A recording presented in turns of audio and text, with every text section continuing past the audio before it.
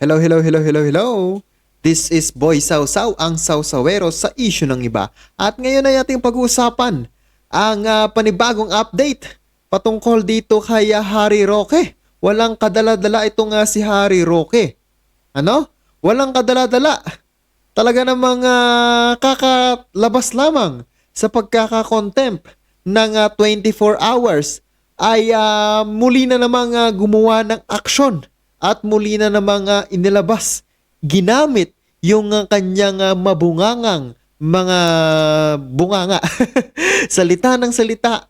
Ano, napakaraming inilalabas na salita. Ay ngayon, dahil sa kanyang inilabas na salita, ay maaari na naman pong makontempt o makulong itong si Harry Roque. So yan ang ating pag-uusapan at bibigyan natin ng reaction. Kung bago ka pa lamang sa aking YouTube channel at kung gusto mo ng mga ganitong content, ay subscribe mo na ako. This is Boy Sausaw, ang sawsawero sa issue ng iba. At ngayon eto nga si Butanding. Etong si Harry Roque. Nabalitaan naman natin, nakakalaya lamang nito ng isang araw dahil sa kanyang pagsisinungaling. Ngayon naman po, makukulong na naman itong si Harry Roque dahil po, alamin po natin ang dahilan dahil nag-aaya po itong magkaroon ng People Power Revolution na naman. Hinihikayat po niya ang mga taong bayan, ang mga taong Pilipino na makisama sa kanila para patalsikin ang administrasyong Marcos at maibalik ang administrasyong Duterte. Grabe po ang ginagawang paninira ng mga ito para mabalik o makuha ulit nila ang kanilang kapangyarihan para naman maprotektahan nila yung may mga kasalanan or in short, mga kriminal. Kaya naman alam naman natin kung sino yung kanilang mga pinoprotektahan. So panoorin natin ang isang video kung saan nagsalita itong si Harry Roque at nag-aaya ng People's Power Revolution. So ano ang mapapayo at ano ang inyong masasabi about dito kay Harry Roque na nag-aaya ng People's Power Revolution? Kayo ba ay sasama sa kanya? Sinabi niya mismo na nandun lang siya sa EDSA every Friday. Yun yung sinabi niya mismo. So nag-aaya siya. Kayo ba? Sasama ba kayo sa kanyang gagawing People Power Revolution para patalsikin ang administrasyong Marcos? So wag na natin itong patagalin pa. Panoorin na natin ang balita tungkol kay Harry Roque. Kasi contemptible talaga yun. You are questioning the authority that was given to the Quad Committee. And when he questioned yung sinasabi nating karapatan natin na mag-cite in contempt ng mga resource person, ay that is contemptible. 2 araw matapos makalabas ng detention facility ng House of Representatives noong August 23, posible na namang madetine si dating presidential spokesperson Harry Roque. Ito ay dahil sa pag-question nito sa otoridad ng House Quadruple Committee o Quadcom na nag-iimbestiga sa posibleng ugnayan ng illegal pogos, illegal drug trade at extrajudicial killings sa ilalim ng Duterte administration. Ayon sa dating Malacanang official, panggigipit dahil sa politika umano kaya ito na cite in contempt ng Quadcom at pinatawan ng 24-hour detention. Nag-ugat naman ang contempt citation dahil sa umano'y pagsisinungaling nito sa mga kongresista sa dahilan ng hindi nito pagdalo ng pagdinig noong August 16. Ang sabi nila, binastos ko daw ang Kongreso. Kayong mga nakapanood, nambastos ba ako? Hindi! 34 years of law practice. Wala ko alam isang korte na nagpakulong dahil hindi naka-attend ng isang hearing. Bakit sa Kongreso? Isa sa 4 na hearing na naimbita ka, hindi nakarating. Bakit may pagkakakulong? Ang sagot, dahil talagang sinusupil nila ang mga kritiko ng administrasyon nito. Sinusupil nila ang kakampi ng sambayanang Pilipino. Sambayanang Pilipino, kakampi daw sila ng sambayang Pilipino. No, mali. Hindi. Hindi lahat ng sambayan ng Pilipino ay kakampi nila. Kahit ako, hindi po nila ako kakampi.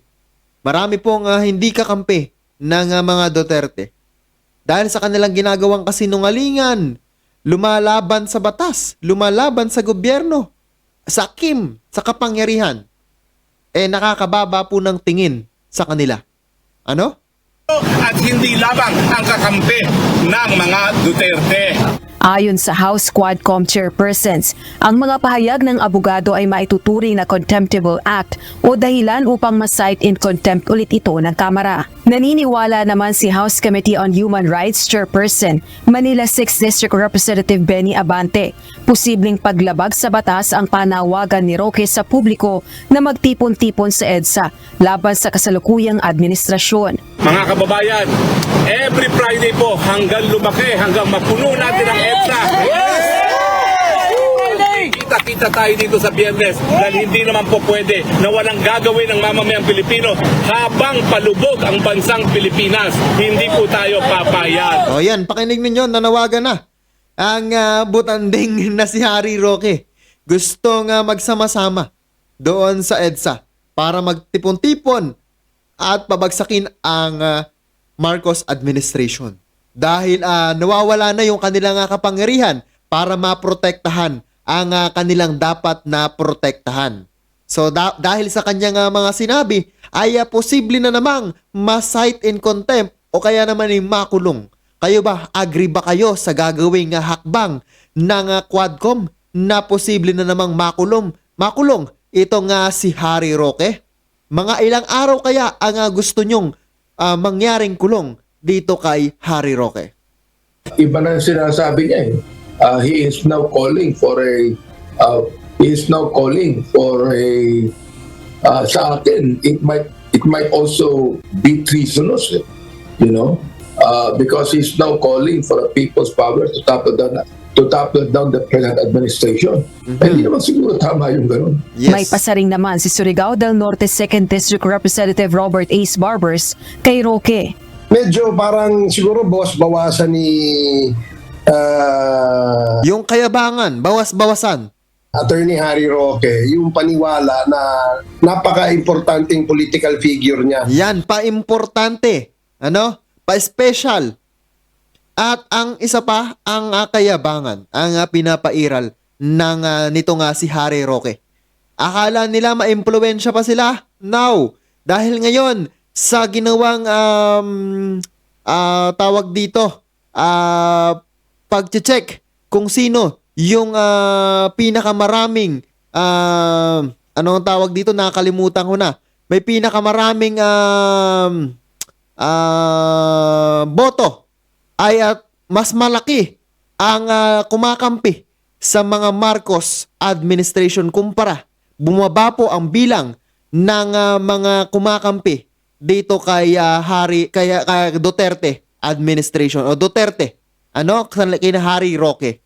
Para sikilin yung kanyang freedom of expression, para sikilin yung kanyang what do you call this, yung kanyang mga sinasabi, no? So Wednesday, August 28, nakatakda ang ikatlong pagdinig ng House Quadcom kung saan inaasahang haharap muli si Attorney Roque. Oh, yan. Ayon naman sa abogado, nasa Quadcom ang pasya kung ipapasite in contempt uli siya. Samantala, Okay, ayan. Yan yung sinasabi ko sa inyo kanina na magsasite and contempt na naman siya dahil sa kanyang ginagawang mga kabulustagan. Laban sa gobyerno. Kayo ba? Ilang araw ang gusto nyong makulong na naman itong si Harry Roque? Gusto kong mahingi ang inyong opinyon at makapag-comment kayo dyan sa ibaba. Dahil itong mga ganitong klase ng tao, nasakim sa kapangyarihan, hindi lumalaban ng patas. 'Di ba? 6 years po ang panunungkulan ni Marcos. Hintayin nyo yung 6 years at lumaban kayo. Saka kayo lumaban, hindi yung ilang taon pa lamang. Ilang taon pa lamang pong nanunungkulan ang ating Presidente Marcos. Pero gusto na nilang agawin. Hayaan nyong hintayin yung 6 years. Lumaban ulit kayo. Tingnan natin kung iboboto pa kayo ng mga tao dahil sa inyong ginagawa. Dati, Maka-Duterte ako talaga. As in. No? Talagang gustong-gusto ko yung ginagawa ng Duterte administration. Pero sa ginagawa ngayon nila, nawawala na yung tiwala ko sa kanila, bumaba na alis yung pagka-idolo ko sa mga nagawa ni Duterte dahil sa kanilang kasakiman sa kapangyarihan. So yun lang for today's video. Once again, this is Boy Sausaw, ang sausawero sa issue ng iba. Maraming salamat and don't forget to subscribe sa aking mga videos and nagla-livestream din po ako. Inaanyayahan ko po kayo na manood araw-araw sa aking mga ginagawang livestream. Again, this is Boy Sausaw, ang sausawero sa issue ng iba. Maraming salamat at mabuhay po kayong lahat.